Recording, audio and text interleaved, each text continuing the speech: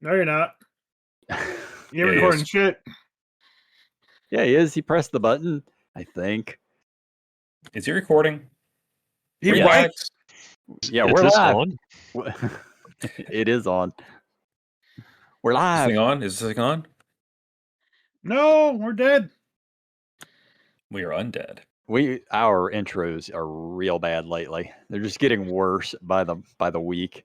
Listen, let's 'Cause let, we're let's waiting for let you to the start it. listeners, determine that. Yeah, that's fair. Listeners get to decide. Are they worse? Let us know. But we're the Grumpy Dungeon Masters. I'm Jay, joined with my co-host Christopher, Christian, and Dan. Say hi, guys. Hello guys. there. No. Hey, No. Christian, where can they find us on social medias?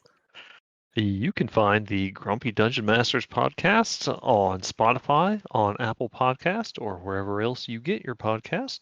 You can also find it on YouTube, and you can tune in to see us streaming currently in Valheim on Twitch on Tuesday and Thursday evenings.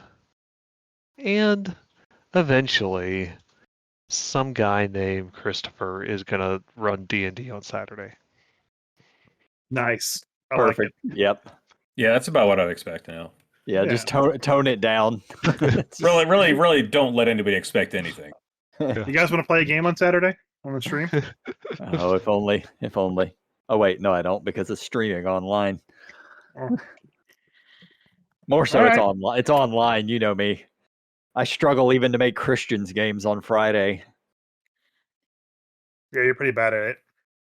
I've been at all of them, but man, it's at that point now where before we play, I'm thinking of ways to get out of it. Nope. No one's forcing your hand, dude. Oh no, I love hanging out with you guys, and once we're playing, it's fine.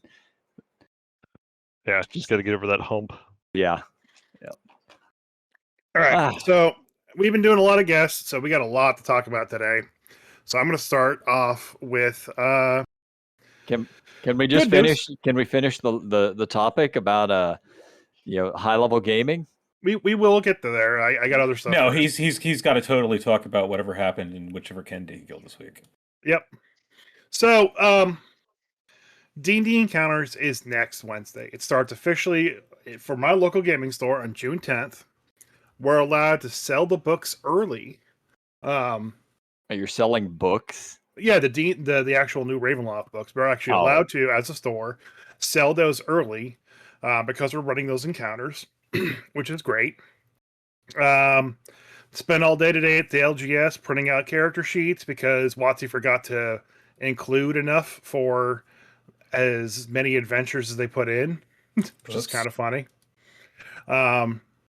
They probably did it on purpose. But so do you have a copy of the adventures already that you're running? Yes. Okay.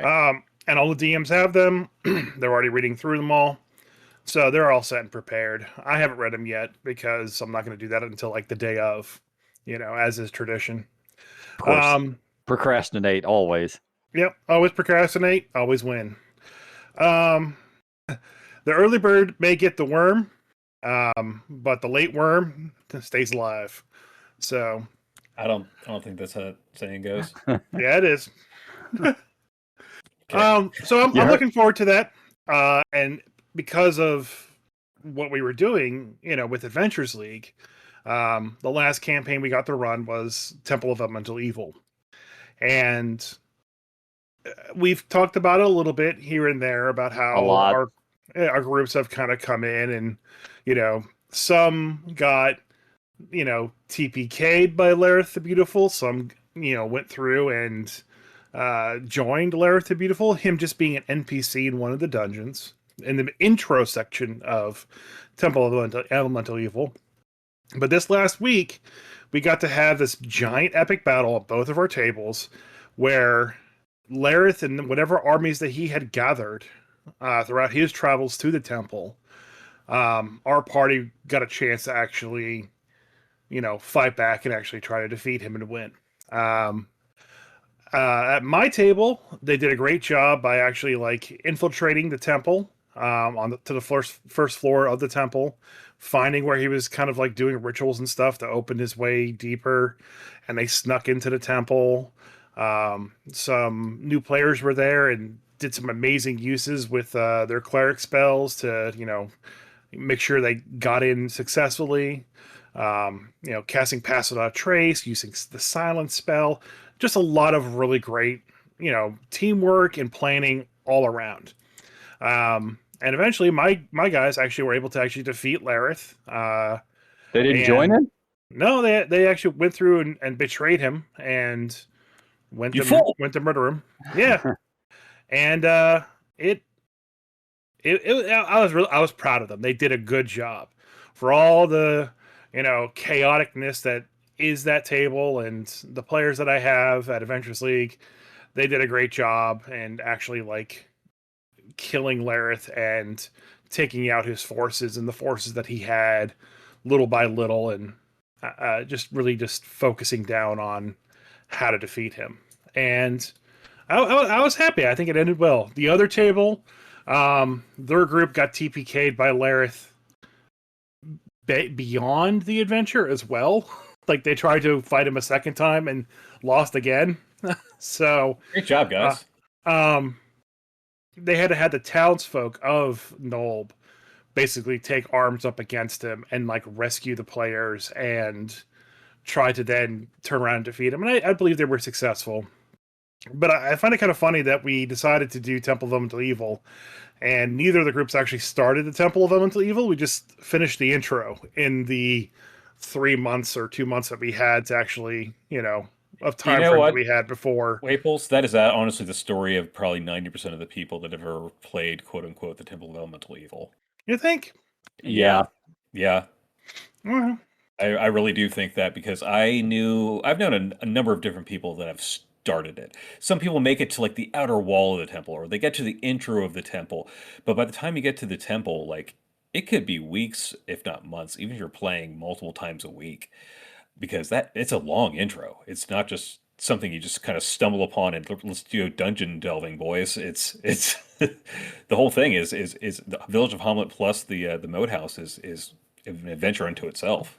Yeah, and like what was interesting about that is, honestly, to me, was it started off like any typical adventure is, where you could start off in a tavern, or you could have this little intro adventure where the spy ambushes them in the road, and that leads more to the Moat House. And Hamlet is a much more put together town too, it felt like, than Nolb was, which was weird because when you play through the Solasa version of Temple of Mental Evil, Nolb was the big town, not Hamlet, which I thought was weird. So I definitely there's a lot of I guess DM choice on which town you want to use for whatever reasons. But the journey from Hamlet to Nolb and how they handled the random encounters along the road, the fact that there's a low road and a high road, and everything in between. And actually, technically, there's actually the river too. You could take up to Nolb. Like that was where we spent most of our time, just doing these random encounters, me rolling for these random encounters, and I really enjoyed that as a DM, and the players really enjoyed that as players. Just like, oh shit, we're camping out at night. We get 3 rolls, and okay, we're traveling. We get a roll per hour. Does anything happen? And having to fight a griffin and then an owlbear and then 4 wisps or will-o-wisps, and having the will-o-wisp be the encounter that almost TPKs them, and not the owlbear and not the griffin or any of the crawdads that showed up along the way. It was very entertaining to kind of go through that, and that kind of adventure is lost in the new 5th edition dynamic of stories and storytelling, which I honestly think is probably the worst thing that they've lost between 1st and 2nd and 4th and 5th. That was an experience I've never had as a DM. I enjoyed this so much more than Keep on the Borderlands as well, with how they handled the story and the random goings on and everything, even from the OAG, um, the original Adventures Reincarnated version of Borderlands. I didn't enjoy that as much as I enjoyed DMing for Temple of Elemental Evil. And we finished before we even got into the temple, but it was just so much fun, kind of just getting there. So I don't know. But now you're not even going to get to run the temple because you're going to run the other stuff. Yeah, well, I mean, it's officially sponsored by WotC. I found out some cool things about it. The characters. So the story is, and I can talk about this much at least. The story is Lord Soth of Dragonlance fame basically was like awakened in his domain of dread, and shit happened. His rage permeated throughout his domain and caused a bunch of problems. Turns out that the prelude to the stories and adventures that we're going to run starting on the 10th is actually what was happening in the Dungeon Master show on YouTube. You know, the actual WotC live play with, Asterion and Lae'zel's voice actor and all the rest of them. Like, that story is the prelude to these adventures that are happening. And you actually get to pick up the story with those characters from that live play and basically continue to fix the realm. Or you could basically have your character just be pulled into this realm via the mist, and you're just dealing with the remnants of what happened after they fixed the problem with Lord Soth. So I found that interesting that they're actually, comparing the live play to the stories being released. And there's only 4 adventures, like 4 weeks of content. But I guess the next live play is launching this week. And there's supposed to be another set of materials coming that will go in accordance with that live play as well to conclude the season of horrors before the season of magic begins, and we'll get more stuff as well. So I'm actually quite interested in getting it. I got the kits. It came with a nice printouts of all the adventures. It came with free maps, free folders, little pins for the DMs for running through the adventure. Stuff that I got when I was doing D&D Encounters back in 4th edition. So I'm glad it came back. The only thing that they didn't have that they had before was they actually gave us the tokens and everything that we would need for the adventure, which wasn't included in this material that we have this go around, which is unfortunate. But beggars can't be chooser, I guess. But I'm looking forward to it. I think it's going to be exciting to go through and run encounters for a change. Yep, it's going to be great for a few years until they stop supporting it like they always do, and then you bitch about it for a couple of years, wishing they were supporting it better. Maybe. By that point in time, 6th edition will be around. It's like an abusive relationship. Yeah. I could change him. I can make him better. He can change WotC. I'll make him good again. You know what? If things keep going the way they are and the stock keeps dropping, maybe they'll call me up and ask for advice. Not likely. For your sake, I hope that it actually goes really well, and I am interested once you start running the new stuff for your table to hear about it and see how it goes. Can't wait to hear how you murder all the Kennedys in Ravenloft. Well, they want you to play with the actual pre-mades. Because the book isn't out, and the rules I got for this, they make you play with all the pre-mades, like fucking playing through Dragonlance. That was like the worst part of that fucking game. It's coming back. So what the issue is that they say you could use the player handbook and the Ravenloft book to make any character you want. However, the Ravenloft book is not out yet. It's not out until the store either plays their first game or the 16th. So this is supposed to kick off in early June. So there's no way to actually have the Ravenloft book before these D&D encounters start. So you're going to get to play with one of the pre-mates. Yeah, just kill your character at the end of the first adventure and then make a new one. World. What a weird mismatch. Yeah, it's a little kind of crazy, but I think it's for them specifically to try to sell the book. That Yeah, didn't they do that with a Magic the Gathering set and Baldur's Gate 3 and some books that were supposed to come out around the same time? Holy shit. The Baldur's Gate Commander cards came out like 2 years before the fucking game came out, a year before the damn beta even came out, I think. Fucking ridiculous. Yeah, that was really mismatched. Yeah, they're really bad about timing. Well, I mean, this is their giant corporation. The different departments don't actually fucking talk to each other. No, definitely the left hand does not know what the right hand is doing at WotC for sure. Either way, I hope that it's good, and I hope your table enjoys it. That is what I hope so too, because I'm looking for something fun. It's tabletop role playing game. I'm sure everybody will have fun. Yeah, I do find it interesting that you basically described that your favorite part of playing through Temple of Elemental Evil was wilderness adventures. Yep. I.e. hex crawling without the hexes. Your favorite part was the random encounters along the way.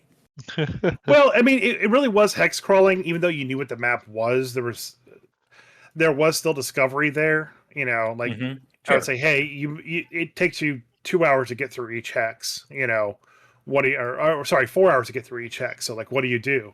And there's 4 chances for a random encounter, a D6 up to a D10. So it was bound to happen. And initially I had basically set it so like, hey, you're going to have to, do these random encounters as part of the mission for Lareth. I didn't even need to do that because half of them came up in just the random rolls with them exploring the wilderness along the way, which I think worked out in the end. Cool.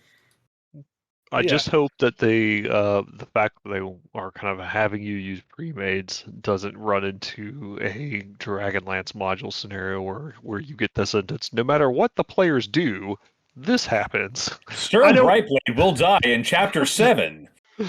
I don't want to spoil too much, but part of the I've already let the DMs know and the players know that this part of it where like there is different outcomes depending on how successful they are in the encounters. Whether or not the characters die or not, I'm not sure. I mean, you are playing the live play characters, according to my wife. So there's a good chance that if those characters die, they can come back in some cheap way somehow. So Chris, what happens when they give you 6 characters and you have 11 people at your table? I'm glad you asked that. It's a cap of 5 per table. Really? That's smart, but how's that going to work out though? Like I know you're never going to have enough game masters. You're going to end up with a lot of people who just don't get to play if that's the case. Well, what I've had to do is there's 2 Synergy stores, 2 local gaming stores in this area, both of which are running D&D sessions. I have 4 DMs in total running games, 2 at the Somerville store and 2 at the Goose Creek store. I'm heading this all up as like the head DM. And they're just going to, text me afterwards. Hey, they were successful with this adventure. They got so many MacGuffins and out of these adventures. And each store is going to have, if 10 people show up to play out on top of the, 2 DMs that I have, that's a major success, especially if it happens at both stores, And, you could fit a 6-person in and double up a character. I don't think anyone would care. I don't have any extra pre-mades, but... Yeah, as long as they give you enough pre-mades. No, they failed to. I spent all day today at the LGS. You are Asterion, and you are Asterion too. No, the characters are like Krem, the Artificer, and like Vile, the rogue or some shit, and... Congratulations, you can be Creme, and you are Creme de la Creme. Yes. Perfect. So, it is what it is. Like one of the guys at the D&D encounters, he really wants to play a very specific, like Hollow Knight Ranger, and that's actually what one of the characters is. So he's like, "I'll play that one." And I was like, "Yeah." It's like, "But I'm going to change the name and give it a backstory." I'm like, "All right, yeah, man, you do you." So, yeah, and like they're okay with non-pre-mades, but like I said, you can't play any of the new stuff from Ravenloft until you get the book. And if someone wants to buy the book and then just make a character out there on the spot, that's level 3. I'm surprised they didn't just allow you to go ahead and buy and download the book on D&D. Well, no download, but buy and use the book on D&D Beyond for $75.95 or whatever. It is $160, by the way. What a steal! Yeah. With pre-order bonuses. Fucking inflation, man. That information is already out there. If you have a Master's subscription and you pre-order, you do have access to material right now. See, that's how okay, that's why they did it that way. So what you're saying is you can't have more than 5 people at the table, the 5 pre-mates plus the 5 people actually spend way too much money on D&D Beyond. Electronic Arts, is that you? Hello. We're turning D&D into a subscription model. I just see this Scooby-Doo meme where they rip off the mask and it's EA underneath. Basically. What else do we have under here? Oh my god, EA! I mean, the damage that the previous leadership at Hasbro is going to be felt for the next couple of years for sure, until they right the course and bring it back on track. And that's just across the board. I think they're going to have to. I don't mind D&D Beyond being a nice central location for the stuff where you can have the stuff online and build characters. I don't mind that the master subscription tier gets the stuff first. I don't mind the monthly bonuses. We kind of talked a little bit about this. We talked a lot about it. Yeah. I don't mind stuff like that because the book still exists and you can still play the game without any of that stuff at all. And if you have someone that wants to play that one very specific Pact Warlock that's on D&D Beyond only, by all means, just pay for it and get it. Whatever. I'm sure there's going to be some tool website out there for 5th edition that will have it as well. And yeah, no, I still don't like the divide of like special people with a certain level of subscription get access to things that people with books don't. I don't like it either. I don't really care about the like early access or whatnot. Yeah. As long as everything was on par. Like if you get it like, you pay $15 a month for your super subscriber tier and you get it, a week before I do, who cares? Yeah. And that's the way it's been until recently. And like I said, I'm perfectly fine with all that stuff. And like I said, vote with your wallet if you don't want to pay for the subscription. The high seas exist for a reason. Like, go out there, plunder subscription, play some pirate board in IRL, and just do it, But at the same time, I still have my D&D Beyond subscription. I still make good use of it, I'd like to take this opportunity to say that the Grumpy Dungeon Master does not promote or encourage piracy, though we do know a few pirates in our day.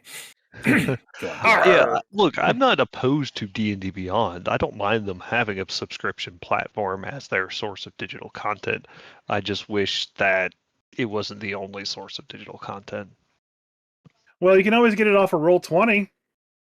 Look, Paizo still makes great money on their Pathfinder books, even though they give away literally the text of those books for free. Yeah.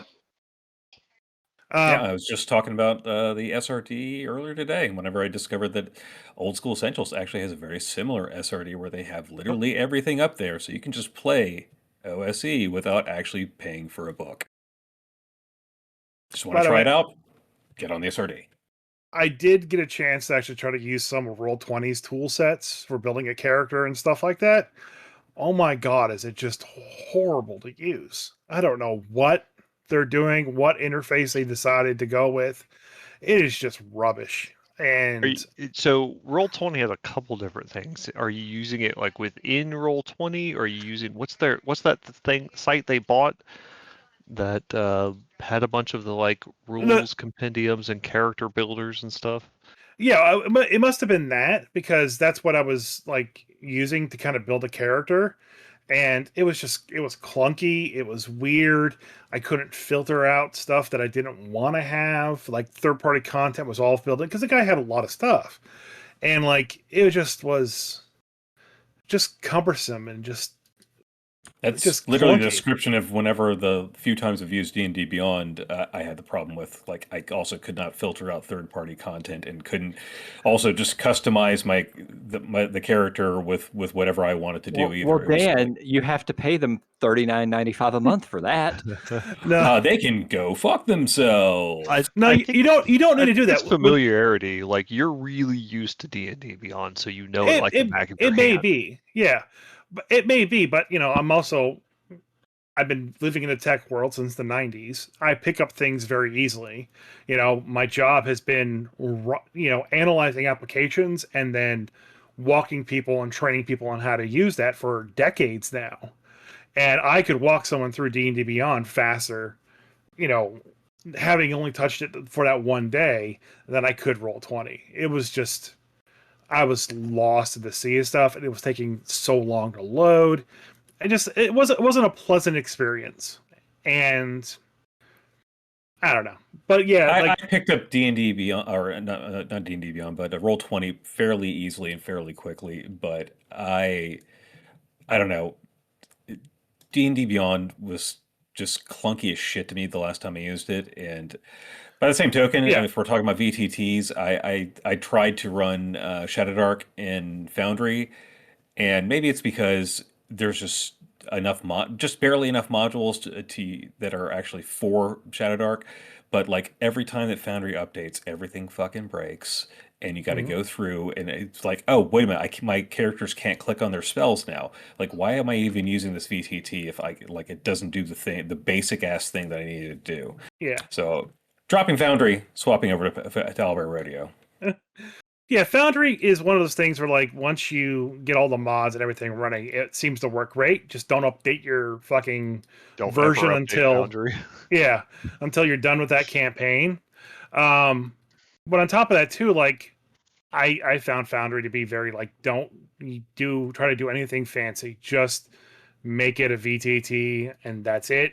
But that's And the problem, though. It is meant to be very fancy, and it has a lot of capability to it. But if you're not using it, what the fuck are you even doing in Foundry? Well, there are some things I do like.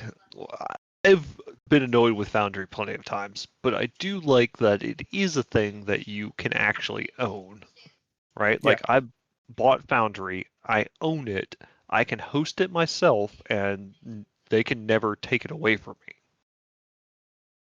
Like I might not be able to update versions or anything anymore if Foundry goes out of business, but I can use whatever the last version of Foundry I downloaded. I could use that forever.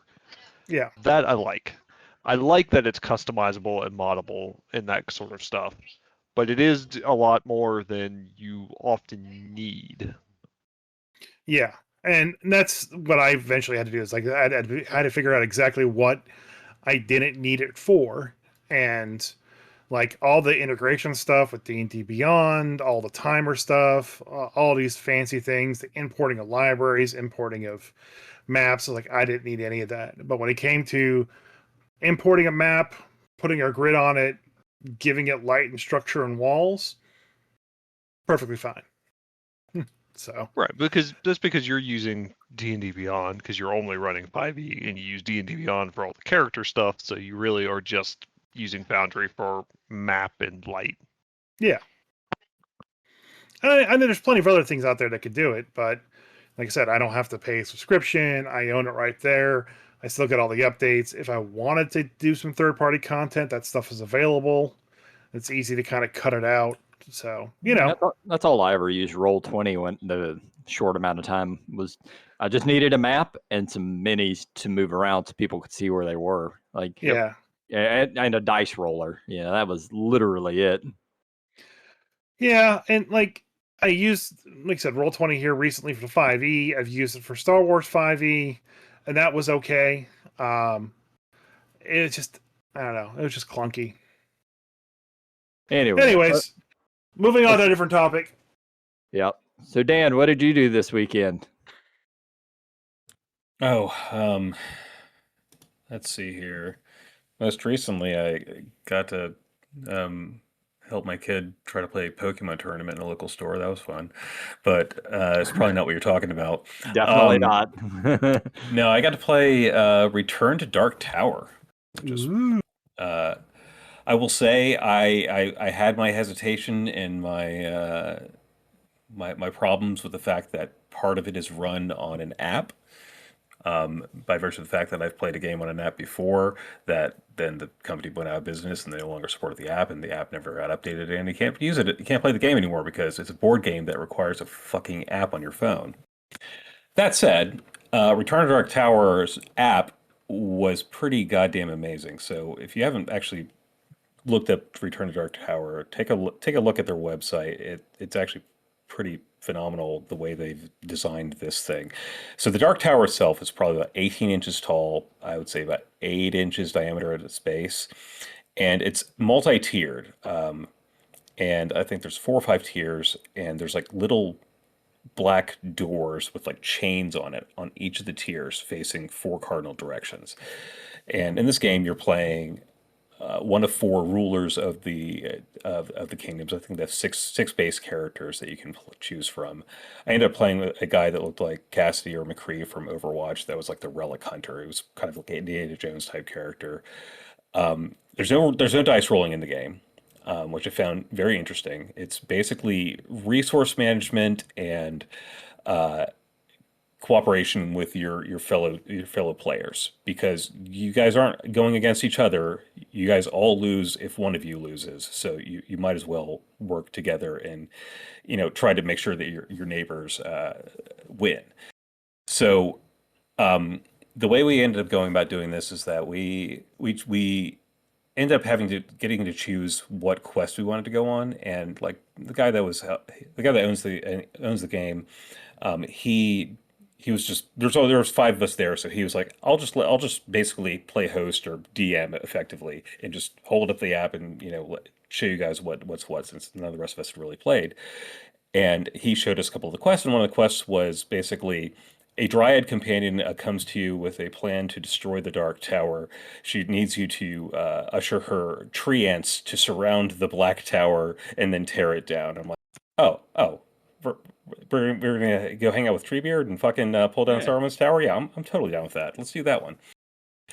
So we did, and it was a great fun. You have 2 major resources. The resources you have are armies and spirit. And you gain spirit by completing quests or cleansing corruption from the land or from your buildings, and defeating enemies doing battle. And each of the different characters has a different ability that is unique to them. So like mine was the relic hunter. So he gained at the beginning of every turn, he gained a potion, and the potions aren't like heal 2 hit points or anything like that, because there's no hit points. The potions do things like move an enemy 2 hexes, or gain 12 armies. It's basically just a magic item that allows you to do a thing. And then there are other magic items you can pick up at one of the buildings called like a bazaar, and you can pick up a relic of some sort that can give you certain advantages to fighting or going into a quest. So the quests, the way they work, and the way they kind of regulated how the battles worked, is that essentially you did the battles and the quests on the app, so either on like an iPad or an iPhone or whatever, Android. And so like, let's say somebody wanted to go fight one of the minions of the big bad evil guy of the Dark Tower, and you're gonna have to go fight the Titan. And the first thing that pops up on there is that he's a tier 5 creature, and he is humanoid and has forgot what the other one. Wable's help me out here. What was the other type that the Titan is? Do you know? I don't know what I think it was maybe colossal or giant, something along those lines. Something like that. Either way, you needed to have advantages against those types of creatures in order to essentially nullify what automatically is going to happen unless you have those advantages. So, for example, the first round of battle versus this thing is you're going to lose 25 armies because you're trying to fight a fucking Titan. Yeah. But if you have an advantage, you reduce that to 17 armies. If you have 2 advantages, you can reduce that to 12 until you can reduce it down to almost nothing if you have enough advantages. But you have 4 more rounds of battle to go through, so you got to kind of you don't know what's ahead of you, so you don't know how much you can spend or how much you can actually allow for. And if you have to retreat, you could basically lose the game right there. So what was really cool about it is at the end of everybody's turn also is that, going back to the Dark Tower itself, is that at the end of your turn, you have this little tiny skull that you put into the tower. And then the tower basically activates and parts of it rotate. And they rotate completely randomly from what I could tell. And then it has a Bluetooth communication to your app on your phone, which then basically randomly tells you how many rounds that there is until the end of this turn, when the month changes and something happens with the tower, like a rune appears and suddenly this is much harder to do.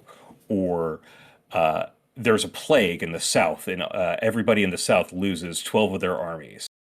And something like that. But what was hilarious about it is that it'll rotate, and like it literally even says on the app, like, do not put your fingers in the Dark Tower. The Dark Tower is rotating. And you can like hear this mechanical whir as the tower rotates, and then like, a light lights up on my side of the tower. It's like, okay, tier 2, pull off the chained door and see what happens. So you pull off the chained door on tier 2, and like 11 fucking skulls come piling out into my domain. I'm like, oh Jesus Christ! Which I assume is bad. Yeah. Each skull is a level of corruption, and when you have 4 corruption on a given building, the building basically is destroyed, and the land itself is corrupted. And I think once one of the characters gets 3 corruption, I think basically just lose. Like the entire thing is fucked. So the entire thing is like a resource management game of like you're racing to try to, cleanse all these buildings, but also trying to do the actual task at hand, which is to get all the treants to the tower and do battle against minions, because different random things happen. Like if a minion's near a building, then it adds 3 more skulls to that building. If that building is destroyed, gain 2 corruption. Like Jesus Christ! But it was a quick game, really easy to pick up, and like they used modern tools and mechanics quite well, and I could see why it's as popular as it is, despite the fact that it's $200 for the base game. But this thing is like the tower itself is actually a masterpiece of game design, in my opinion. Yeah. Like I said, I said this before. I think when I had a chance to play my copy of Return of the Dark Tower, I had a lot of fun doing it. If I had known the app was a central part of playing with it, I would not have bought it. Because essentially now I have to find some way of having an iPhone or an app or iPad just with this game forever, so I can play it forever. Where I still have original copies of my original Dark Tower game. I have now 3 copies of it that still function and work. Except for that one time that Jay came over to my house and it didn't work. Yep. Never could make it work that day. Yeah. And but, that was my hesitation and my concern about the entire thing. But so long as the app is supported, and from what I understand, like there's enough support for this game that people have basically downloaded all of the programs, and third-party people will continue to update it so long as it's a beloved game. Just like like Hero Quest never died. It just went and lived on the internet until Hasbro bought it again and started producing stuff for it. You know? It's something. It's gonna be something like that, I think.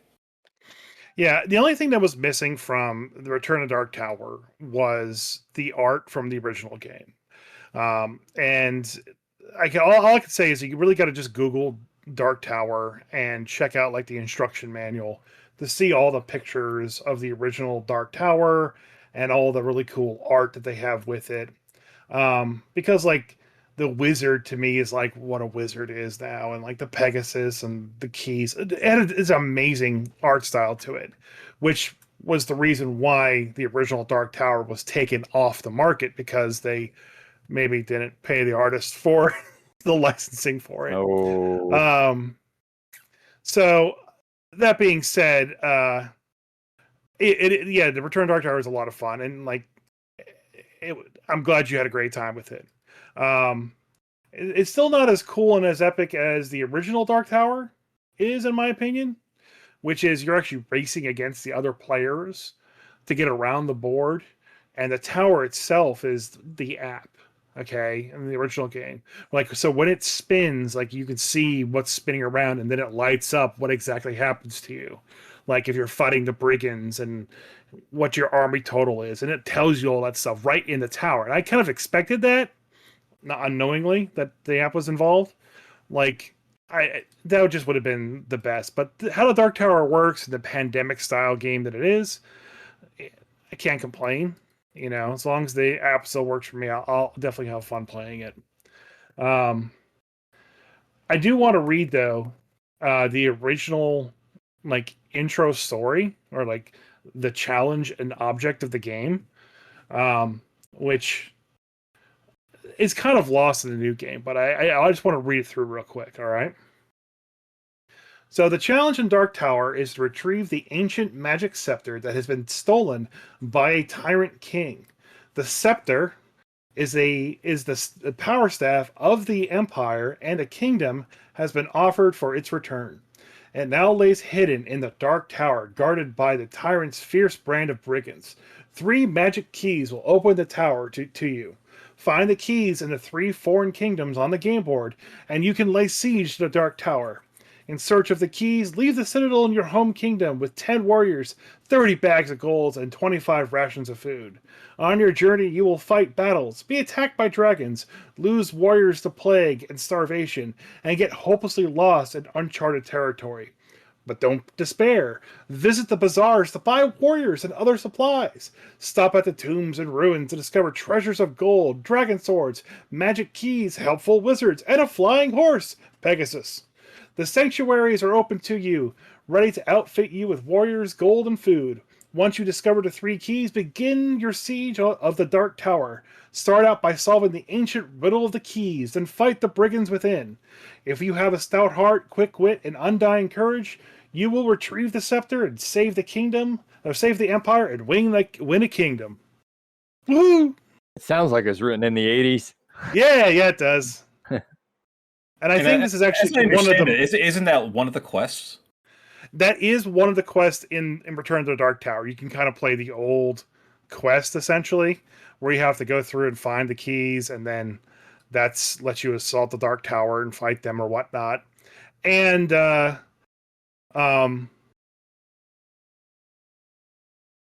I was gonna say something, I forgot. They did bring in, like, the bazaar and, like, the beast and a few other things from the original game in there. So, like, it does have a lot of the feel to it. And my favorite part of the app is you can turn on the original 8-bit sounds of the Dark Tower and hear what the original Dark Tower sounded like. Like, whenever you opened a crypt, it was like this little creaking door that opened. Like, you can get those things back, and it really adds to, like, the nostalgia of playing the original game. So, but yeah. Super cool. Yeah. Yeah, it was a really fun game. Highly recommend if anybody gets a chance to play it. So come to my house and play. Yeah. So we are already 45 minutes in. We should probably go ahead and talk about the second portion of this high level Dungeons and Dragons. Waples, take it over, because we're doing D&D 4th edition. Yeah. It's gonna be just an all Waples podcast tonight. What are you talking about? The whole Dark Tower topic was... Never mind. Anyways. What the fuck you're talking about? 4th edition Dungeons & Dragons, from a high-level standpoint, was the worst play of a system that I ever played. That's high praise. Yeah. So, people that just played 4th edition... 4th edition a little more for me. Fourth edition people that played it and said, oh, this just is an MMO on paper, and left after that, really missed the beauty of the tactical game that was 4th edition. It was a lot of fun to play 4th edition. I wouldn't say I missed it. No. I understand how people feel like it wasn't Dungeons and Dragons, having played now 5th edition for so long. But I think as a concept, as a game, it's a really good tactical role-playing game. And all the complaints that I've heard about, like, I couldn't do what I wanted to do, it's all bullshit. You could do anything you wanted to do. You know, you just had in combat, you had your powers. Among the 4 or 5 powers you could do, yes. Yeah, I had some cards that told me what I could do. But you still were allowed to do whatever you wanted to do. Those real rules and skill checks were still all there. So if you just stopped at looking at just the power, stop with the tangent. Get to the high level shit. Yeah, that's what we're here for. The problem is that when you got to the high level, and this started around like level 15 or so. And remember, the game went to level 30. So started around level 15 or so. The entire combat happened the same exact way no matter what happened. Okay? You would always start off by the rogue with the highest initiative using his encounter power to make the cleric go first. That was the first card. And then the cleric would play his like AoE stunning strike second. And then the third would be the warriors or fighters like AoE mark them all ability. It was the same thing every single game. So like the very first 3 to 4 rounds of combat, pretty much no matter what the scenario was, what the monster was, what the location was, you had the same opener every single time. It's like when you're playing Magic the Gathering and you're trying to play a very specific combo deck and you have to wait, you have to kick the combo off at the beginning of the turn every single time. And so it came to a point when you're trying to design encounters or even play encounters that it was just all thrown out the window because you're going to have the same opening 4 fights. And most of the time, that's all the players needed to win the encounter was basically to rush off these same abilities the same way ad nauseum and then take a long rest to get the dailies back. And that's what was really frustrating about it. And I kind of had to put a kibosh on hey, you guys, we can do a long rest and do a fight and do a long rest and do a fight, and we'll just start assuming that all this stuff has already happened and just get to the actual fun combat encounter part of it where decisions actually matter instead of just sitting there and buffing each other up and marking all the enemies to start the fight 4 encounters in or 4 rounds in. And it became very frustrating for that. The other issue is that at a certain point in time, all the min-max builds were known and were all over the 4th edition forums at the time. So there is one I remember off the top of my head very well is a raging barbarian. And essentially his whole concept was he hits you, charges around the model 4 or 5 times, attacking each time. And every time he hit, he gained temporary hit points that would basically triple his hit point pool. And he alone could defeat Orcus, the big bad of 4th edition, by himself because Orcus couldn't get through all of his temporary hit points or past any of the saves he needed to do. That just sounds like that needed an errata. That's the problem. That's the other problem is they kept errataing shit. Okay? I've never had an edition of D&D nerf a character online and then say, okay, you have to do this now. And no one's going to do that. No. I mean, they needed to release another book or another. Yeah, it needed to be 4.5 is what it There was a like. 4.5. Oh, people don't realize that. There was 4th edition and there was 4E Essentials.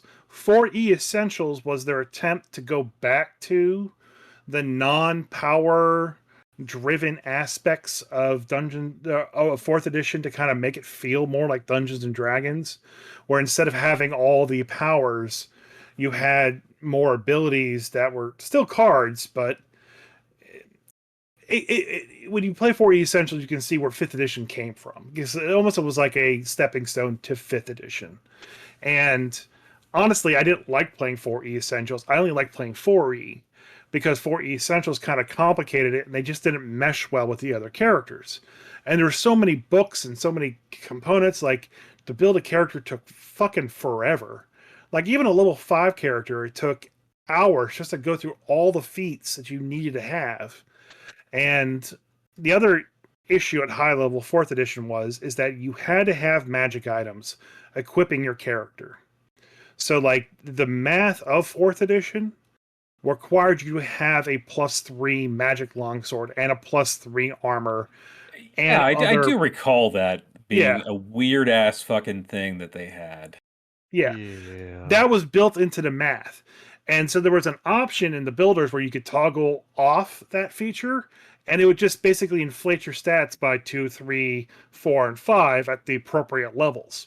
So it really was an MMO from that perspective, where you had a loot grind to get the proper loot for your build to work, for your stats to be acceptable for you to hit monsters.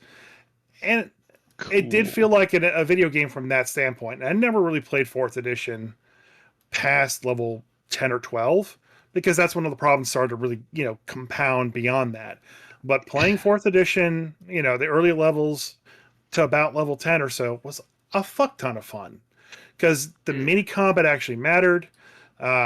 Your positioning and your standards, some of the abilities you kind of had to say, no, you can't use that ability because they did nerf it, because in particular, there was a first level cleric ability that was a daily power that said, choose a target. That target disappears for 3 rounds, and each round they can use one of their healing surges to heal.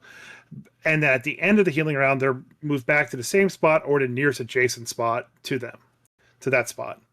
And the problem was, though, is that there wasn't a save to this. It was Use it meant for on you bad guys. Yeah. It was meant for you to use it on your players, but no, you could just use it on Orcus, and he would disappear for 3 turns, and you could heal your guys up and get him back to going, and then he'd come back 3 rounds later. 5th edition Warlock actually has the same fucking thing. I don't. It's That's one just of time stop. That's Hurl Through Hell. Hurl Through Hell. Yeah, if you're that patron, because my players have used that shit, and I fucking It's hated only a it. round though for Hurl Yeah, Through no, Hell. it's less of that, but it's more so if you have 1 round to do your buffing, put your guys where you want them, and drop spells that he's going to land in. And when the guy gets back, he gets like 10d, takes 10d. Well, don't worry. damage or something like 5.5 solved that, because now it's a save or suck. So now they have to make a save, and if they succeed, you expend your big ability, and it does nothing. Yeah, I know. It's still not a great thing. Which feels great, doesn't it? Yeah. Yeah, it should be. It should be the if you fail, it still takes a bit of damage, so it's not a complete fucking waste. But you don't get the they disappear for a round, and then you get to gang bang the shit out of them when they show back up. Yeah. No, look. Your description of high level problems with 4th edition feels like every game of 4th edition that I played, which was not a lot, but we tried several. We've tried 4 games at that Dragon Con of a spectrum of levels, and that was what I felt like every game was. It was, you show up to a fight, you blow your big encounter power, because that's always the thing you can do for free, so you're always going to use it. And it's always like your best thing to do.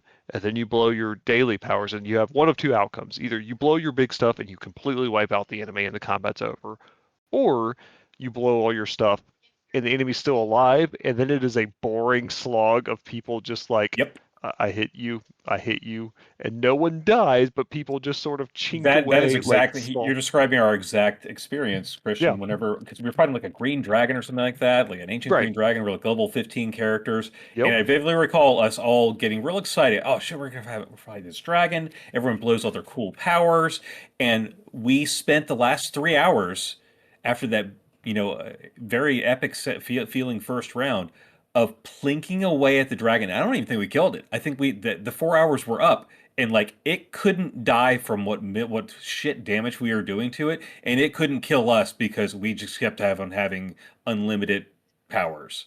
We couldn't alive.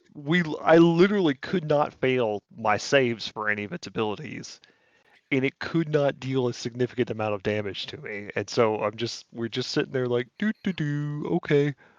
I do a few hit points, you do a few hit points, nothing happens. It was the most boring 4 hours I've ever spent. So the playing an RPG, absolutely, yeah. So the issue there is that the pre-mades weren't made properly, because every build, every fucking class, oversight. Well, they didn't know this until much later into the actual like release of the game. It's like you had to have the right builds, you had to choose the right things, like you had to build your character the right way, or else you won't be doing any damage. Like if That's you're a problem with the whole system. If there are clearly right choices, that means right, there's only really one choice. right, Yeah, All that, the that, other that, I mean, this all plays the on the other free abilities and philosophers. powers are If you're, meaningless if only the one is good. yeah, right. if you're a fighter in third edition, you don't have power attack and improved power attack. You're an idiot. Right. It's the same problem. It's Like the same problem. there are certain feats you must have, or you're Yeah. just a completely poorly spent guy that's not going to be effective in anything. I found though that in all my games of fourth edition, that really wasn't a problem up until about level 10 or 12, where the monsters' hit point pools as the brutes just got too big for you to basically deal with in a reasonable amount of time. And that's the other thing I was going to kind of get to too, is they had different monster types. They had like brutes and strikers and strategists, and they had these weird inflated hit pools if you were a brute, and you had like weird inflated damage if you were a striker or something along those lines. And it caused a lot of like weird imbalances. And that's what they really wanted you to play a lot with minions as well too. But the problem is like if you Terrible had idea. if you had a bunch of minions on the board for you just to kind of wade through these guys with just attacks to make yourself feel powerful, the players could easily identify what group of monsters were the minions, because it's a tactical board game, so your minis all kind of look the same. All the goblin minis that are short and orange with bows are the minions, and once you identify what the minions are, okay, that's just one little cool AoE nuke over there, and now we can focus on the big bad. So the minions were great, and they did add a lot of feel and flavor, but for an ongoing campaign, they just didn't work. And that was very disappointing because I did like it. But the problem again with fourth edition at a convention where you're just playing like one battle, yeah, you can just blow all your encounter powers and all your daily powers in that one fight, and then you win and everything's happy. But when you actually have to go like a full day and fight like 6 encounters throughout the day, like you should be doing in fifth edition, but never happens, you have to be really careful about when you actually use that daily power versus using your at wills during the entire session, and then eventually using the encounter whenever you needed it during that fight. I think that's a good segue into fifth edition. Yeah. And part of the reason why fifth edition also fails at high level play, as you just mentioned, the game was supposedly written with the intent of having 4 to 6 encounters, so people actually have to pace out their ability use and spell use to actually make things matter.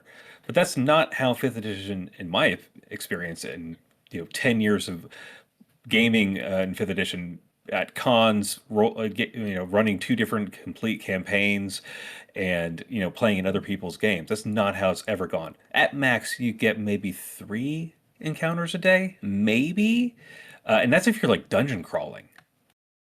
And that's part of the main problem, is that if the game is designed like that, it's never worked like that, and it never does. And even in official modules, it doesn't work like that. They try their best, and they say, okay, hey, you need to fight these 4 encounters during the day, like in Dragon Heist has that. It's like, okay, you go through these encounters throughout the entire day, and then they get the long rest. And because it's handheld so well, but it's also very low level, it works. But what worked better in earlier editions, and you said they tried their best. It's like, I don't think they actually did, Waples, because you said it yourself when we were talking about Temple of Elemental Evil and how you had the greatest amount of fun with random encounters in the wilderness. And how many encounters did they have during those days before they were able to rest? Maybe 4 or 5. Yeah, because there's actually feels like, you actually do have to pace yourself. You can't just drop and immediately short rest and get your action surge and all your fucking warlock spells back. Like, you can't stop because there's pressure. That's never something that I've ever seen play out right in 5th edition, which is just one of the main design flaws with it. That is, time I don't know pressure is a thing. I don't know if that's a design flaw from the system or if it's a design flaw from the actual like encounters that they're making. Because, like I said, my Temple of Illuminati was 5th edition, and it worked great. But that's because you were using it playing the old modules using old rules.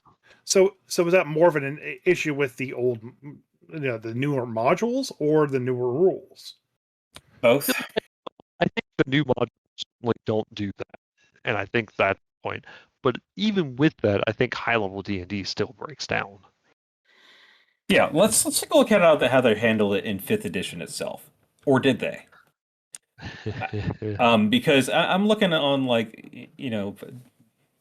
just looking at 5e tools and looking at the different abilities that you get at high level, and a high level fighter or a high level wizard, they still break the game. Like a high level paladin also breaks the game. Like if let's say you get a paladin that managed to win the initiative against Strahd von fucking Zarovich, and he has the sword, the sun sword. He's fucking dead. Like there's nothing you can do about that. 1 round, he's gone. You know why? Because he can burn all his fucking spells and smite every single time he hits. And a high level paladin is just gonna fucking munch any given dead. Not anymore, because you can only smite once per turn now. Firstly, 5th edition, not 5.5. Yeah. Firstly, what do we consider high level? Because you're talking about a 10th level encounter for Strahd. That's not high level to me. I think 5th edition really does start to break down around after 12th level. 15th to 20th is when it's most notable, but it starts at 12th level. There's a whole reason why, like in Baldur's Gate 3, Larian's like, man, we really didn't want to go above this. I really wish they would have. I needed more. Because it starts to fall apart at the seams because it does too much. You can do too much. Your characters are increasingly difficult to be challenged by anything except almost absurd encounters, and they take longer and longer and longer to do. Yep. For a challenging encounter, rather. You have 2 encounters. You have one in which the PCs wipe the floor with anything, which is kind of that, like, well, why are we even here? Or you have a very challenging encounter but then it takes your entire game session. Having run a game to 20 and having played a game to 30, I have never felt like that. I feel it's much more difficult. The reason I feel like it breaks down is because it becomes much more difficult as a game master to put together a proper encounter. Like most encounters at lower mid levels, I don't have to do squat. Here's some guys, and here it is. You do have to be more consistent the higher level that you get, for sure. Once you're well up over 20th level, your characters aren't really that much more powerful than they were at even 20th level or even 15th level. You get more spells, you get more hit points. If you're a fighter, you get an extra attack. Well, there's not official rules for going above 20th level. But that's fair. Let's go up to even up to 20th. Like a 15th level wizard isn't really any different from a 20th level wizard, with very rare exception. Wish. Wish is kind of fucking garbage in 5e. I've cast it a lot. It ain't good.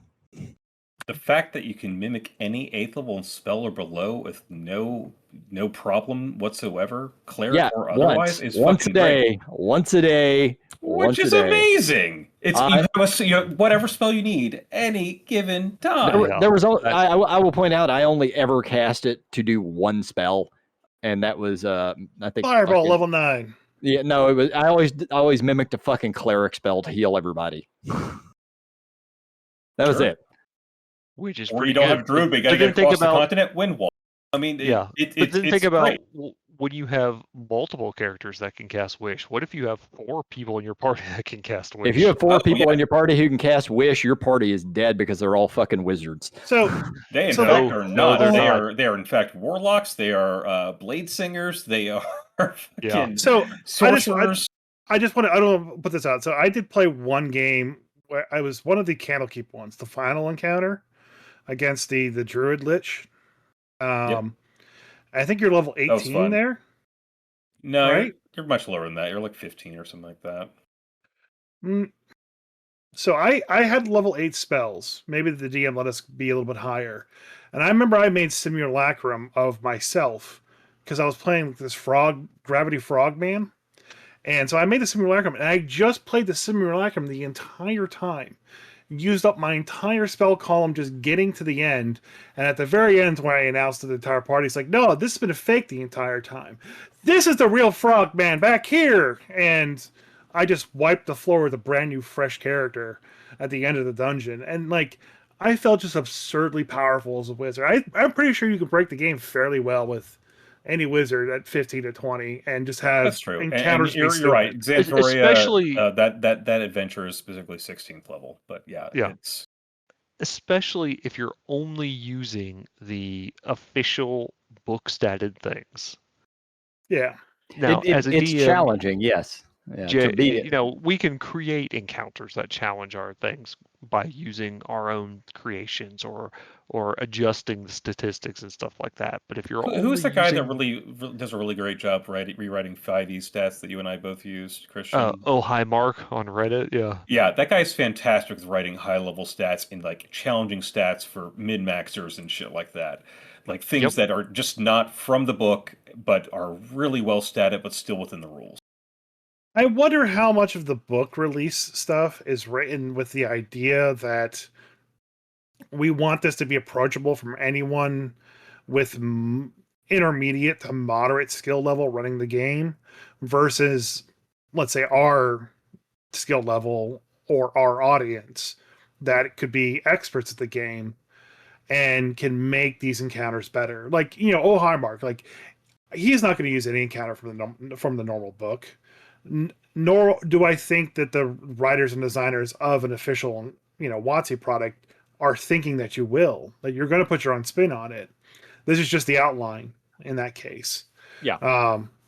But I don't think that's the case because in 5th edition, as much as I've played it, I have never really had to like do my homework or try hard a build like I would do in Pathfinder if I really wanted to shine.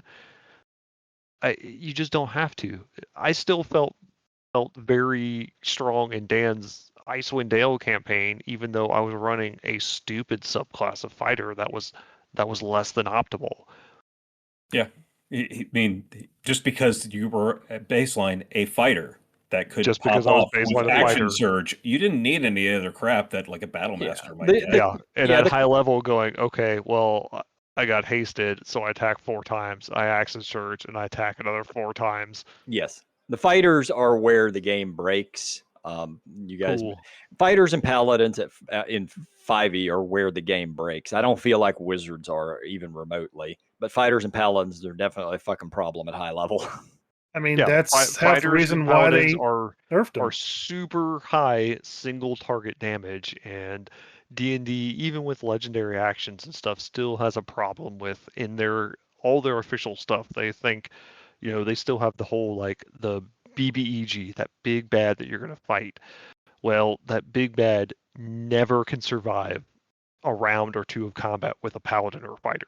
The fighter just runs up to them and says, goodbye, because I will blow all of my stuff. And especially at high level, when you can be like, oh, I can action search more than once. Welcome to your grave. Yeah, that's a situation of where you have to be creative as a game master. If your only goal is there's a big bad dude in front of them, you're pretty well fucked. If there is a big bad dude in front of them who's immune to damage until you destroy these 4 pillars or some other, you know, you got to kill this minion and that minion and that minion before you can really do full damage to the bad guy. Like, you have to throw other obstacles in the way. Otherwise, yes, it's just going to be a fucking beatdown because fighters and paladins put out a lot of damage. At least until they're out of shit. Nowhere does official 5e do that, demonstrate to you that, or give you any statted out monsters that require that. Yes. Yeah, if you're playing straight by the book, by the stats, and you're not trying to do anything outside of the ordinary, it will not work. I don't know did any of you guys ever watch the first season of Critical Role? No, I never did. Bits and pieces of it. I didn't watch all of it, but I watched until they were probably 15th or 16th level. And that campaign ran up to 20th level. And props to Matt Mercer because he did not run shit by the book. Every single encounter up to the point that I recall watching, like where they were going after these legendary weapons that made them more powerful, but every single thing that had those weapons also had a very difficult and creative encounter with it. It was never as simple as it just go in and stomp the big bad guy. And he's even talked about the fact that he had to do his own stuff because he didn't feel like they provided challenging encounters by the book or with those kind of creatures. But the simple of it is, though, this is tabletop role-playing game. Your hand as a game master is not going to be completely held. By the point you are running a high-level game, maybe your first time out, you may not have that knowledge, but your second time out, your third time out, at some point you're going to have to learn these skills and make your own shit. Yeah, but here's also the thing. I would say that I'm a pretty goddamn veteran game master, and definitely a veteran game master of D&D 5e.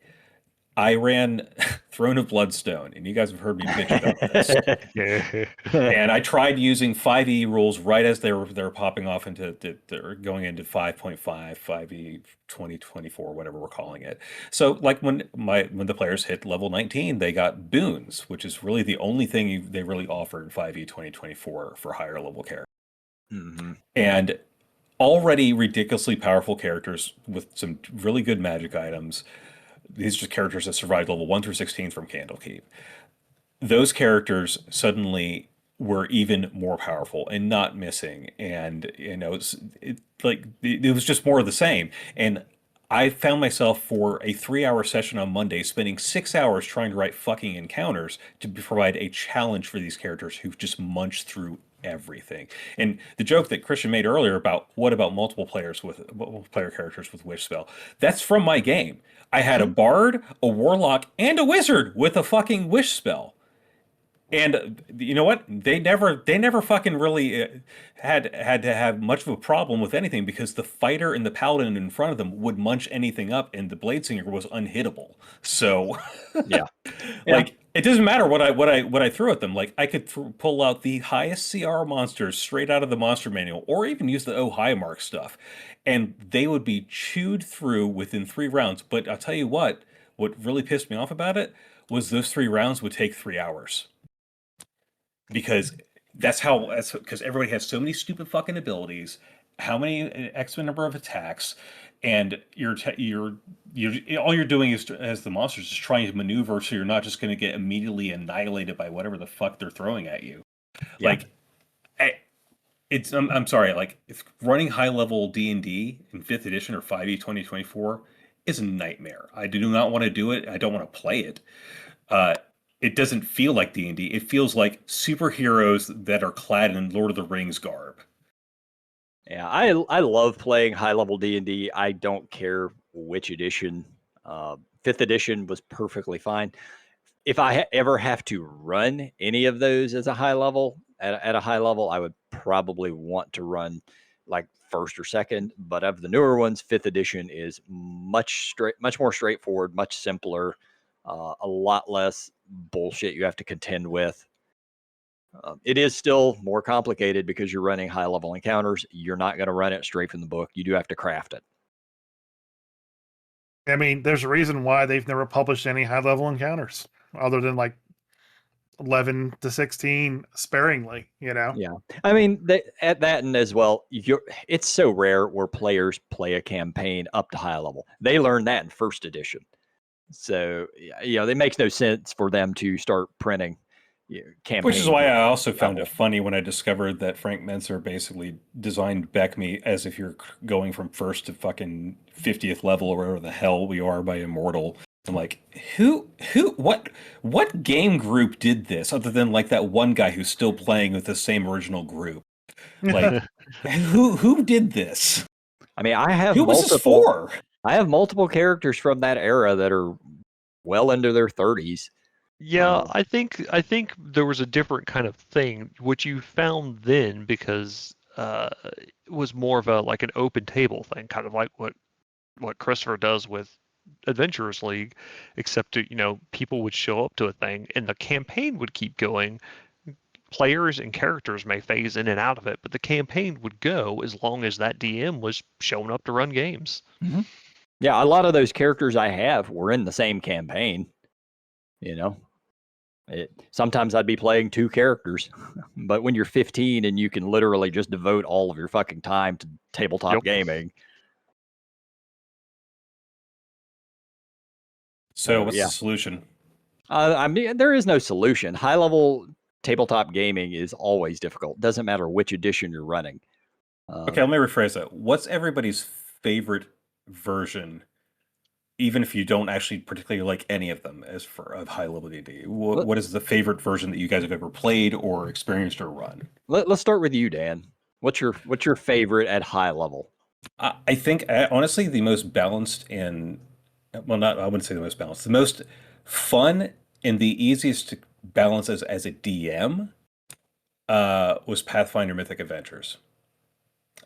Because you could get some of the great feel of being a high level character, but still be vulnerable enough, and also as a DM throw shit out enough that could actually take on the characters that didn't involve you devising 6 hours worth of a combat before the game. And it just felt the most, I don't know. It felt like you were playing. It felt like you were playing through, like, I don't know, Hercules' legendary journey sort of thing. You were the minor demigod descendant of a god, blah blah blah, or something like that, and you've got a couple of cool powers that makes you a lot cooler than a fighter, but not quite as cool as, like, I don't know, Achilles, but you're pretty fucking cool. And it just felt it felt right. But I played in a game that we went from level 1 to level, I think, 15, and I don't think we got our mythic powers, like the first level of mythic powers, until level 5. And by the time we were level 15, I think we were like tier 3 or 4, which isn't too high up on the mythic powers thing, but it was unique enough that I had been playing Pathfinder or 3.5 at that point for 10 or 15 years, and it was a complete game changer of how the game was played, in my opinion. All right. But that's where I'd be for it. And I've definitely played all of the high level versions, fourth edition most briefly. Yep. All right, Christian. What about you? Mine would be, I think BECME is mine. I liked that what they thought of high level is the way that you play the game changes. You are no longer just, every other edition is just, you're doing the same exact thing, right? You're just bigger numbers. You're still just adventurers slogging through the muck, going into dungeons, fighting bad guys. I like that the execution was wobbly, but I like that they had the idea of, okay, at some point you have amassed enough wealth, you have gained titles, you have enough items that you're probably gonna be like, well, you know what? There's not really a whole lot of reasons for me to, like, frequently go out there and risk my neck fighting things anymore. I am now, a titled lord. I have men that follow me. I have a home base, like, and so it changed there. And then you could, I can actually ascend the path to become even greater. I am now not just a little regional power, but maybe I'm the king of my own country. And then at some point you go, oh, well, there's a way that if I can accumulate enough and accomplish, great deeds and do a ritual, I can become literally immortal. So it tried to perceive that, eventually you would do different things as you amassed more wealth and power and longevity in the campaign. And I really enjoyed that kind of, it made it different when you lasted long enough in a campaign. You got to do something different. Suddenly your goals changed. It was not long. You're just like, I need the biggest magic sword to hit harder. You're like, well, I need to develop an army. Yeah, I've got 4 magic swords already. Yeah, I got magic swords back home. I need an army. And then it's like, oh, I need followers. Not just people, not that I pay for money. I need them to follow me out of personal devotion. And I need people that will almost worship me. And then I need people to actually worship me. And I need to harness that belief and, expand my base of believers. So I thought that was a lot of fun. It was a lot of fun to kind of progress those tiers and do something different. Yeah. Okay. I'm with you on that. Chris, what about you? Why don't you first? All right. I have two. I have one that I would prefer to run, and one that I would prefer to play. If as a game master, if I'm having to run, it's either going to be second edition or Beck Me, something of that nature. Probably Beck Me though, because I'm all in on what Christian's talking about, and it just allows you to craft a different type of story as a game master when you're able to, get your characters to try to ascend to godhood and the armies and having to negotiate with all these other petty lords and kings and going to war. Like, it is a very different style of game. Although it's been a very long time since I've played any of that. Now, as far as which edition I like to play at high level, third edition or 3.5 without a fucking doubt. There is just something about playing a spellcaster and dropping 2 spells around consistently. Playing a fighter, being able to do whirlwind attacks and all sorts of crazy kung fu moves and shit that just does not exist anywhere else except in the massive amounts of books of third edition. And Pathfinder. Yeah. I didn't get to play Pathfinder, but yeah, same thing. I would never want to run it. I've run it. I never want to run it again at high level, but fucking playing it is so much goddamn fun. All right, Chris. I know you've only got a couple of editions that you would probably pick from. Yeah, but... and so it's a little bit harder for me to say this is the edition or that is the edition. But I will say this is that I definitely did not enjoy fourth at the high level, and I think I've been pretty clear as to why. So when it comes to me playing fifth, I have the Star Wars 5e game that went to level 20 something, and that was a trip because Eric, the DM, did do the shifting that you guys just mentioned, where like the gameplay changed. We're building a fortress, we're doing this kind of thing. And it's the same thing at the LARP with the same people. Yeah, that's what we're doing. We've graduated from local level conflicts to now global level conflicts, and that's what World War Dead essentially has been. When I started the original campaign for World War Dead, The Fiendish Summer, it started with first it's local crime gang that you're dealing with, okay, and once you're done with that, you escalate up to now this is citywide threat. And then you move up to like, okay, now this is a worldwide threat because now they just sold the entire world to somebody. Now it's like the entire world is now about to be destroyed by this giant thing.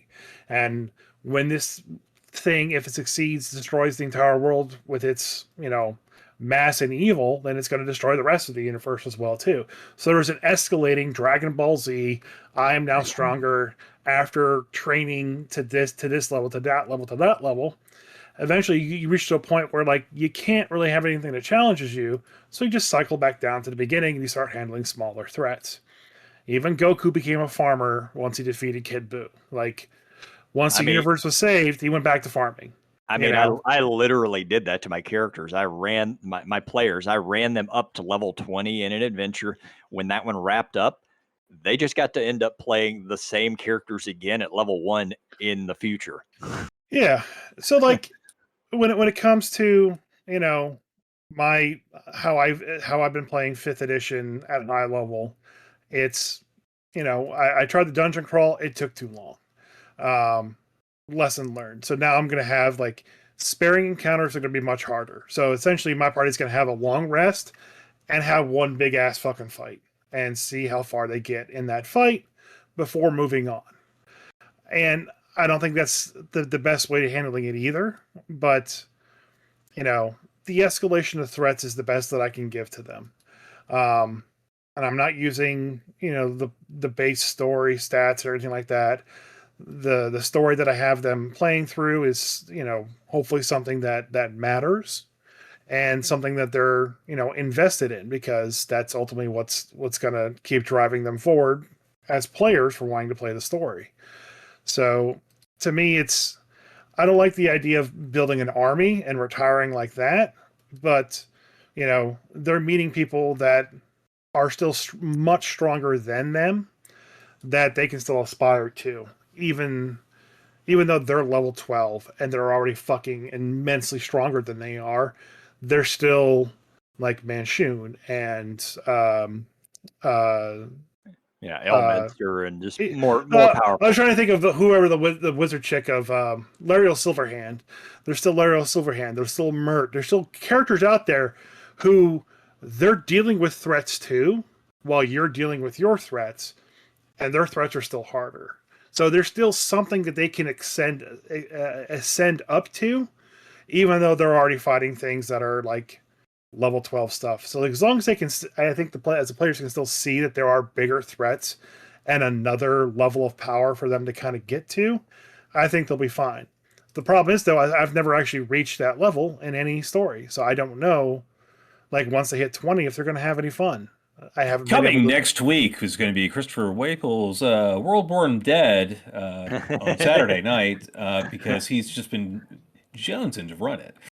I really have been, because it's the conclusion of a long story. I just wish scheduling worked. You guys free on Saturday?